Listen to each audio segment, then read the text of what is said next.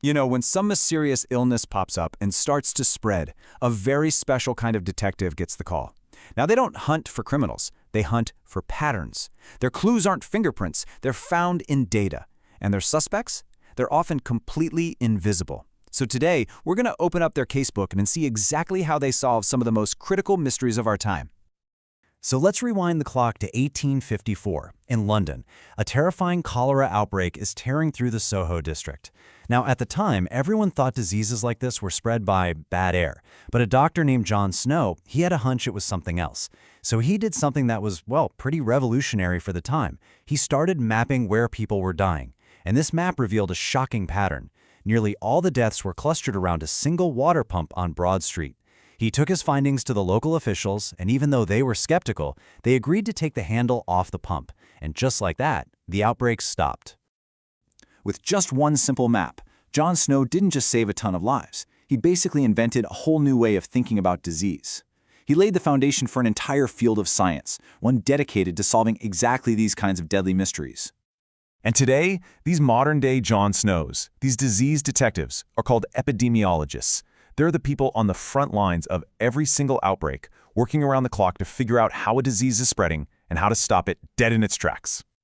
So what exactly is epidemiology? Well, that formal definition is a mouthful, right? Let's break it down. At its heart, it's the science of public health. It's all about asking who's getting sick, why are they getting sick, where is it happening, and, most importantly, what can we actually do about it? It's a field that's all about getting answers and taking action. But their job is so much bigger than just jumping on outbreaks. Think of them as the architects of our entire public health strategy. They study long-term disease trends. They figure out if our vaccines and treatments are actually working. And they give governments the hard data needed to make smart, life-saving policies. Okay, so let's get into it. When a new threat appears, how do these detectives go from a handful of sick people to a full-blown solution? Well, they don't just wing it. They follow a very specific, systematic process that's been perfected over time. You can actually think of their investigation like a classic three-act play. Act 1 is gathering the clues.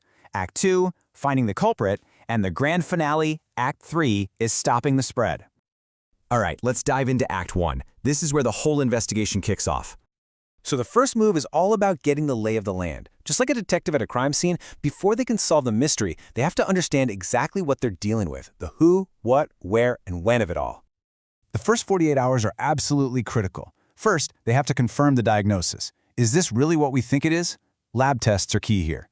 Then, they need to verify if it's actually an outbreak. I mean, are we seeing more cases than we'd normally expect for this time and place? If the answer is yes, they start mapping everything out, just like John Snow. And all this data helps them form an initial hypothesis, basically an educated guess about what's causing it. But here's the thing. Seeing a pattern isn't proof, and a hypothesis is just a starting point.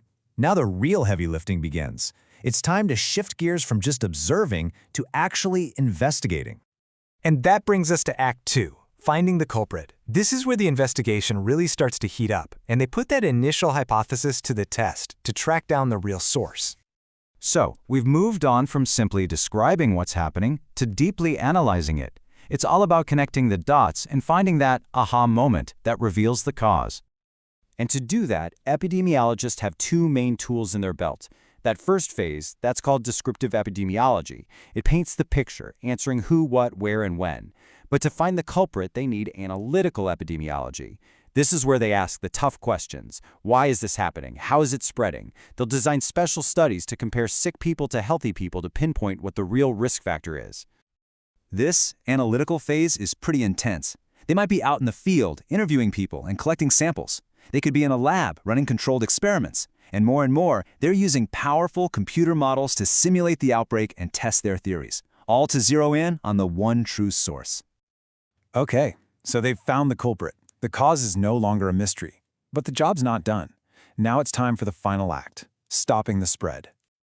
This is the moment everything has been building towards. This is the payoff. All that painstaking work is about to be turned into concrete action to protect the community and shut the outbreak down. So how do they close the case? Well, it's a three-part finale. First, intervention.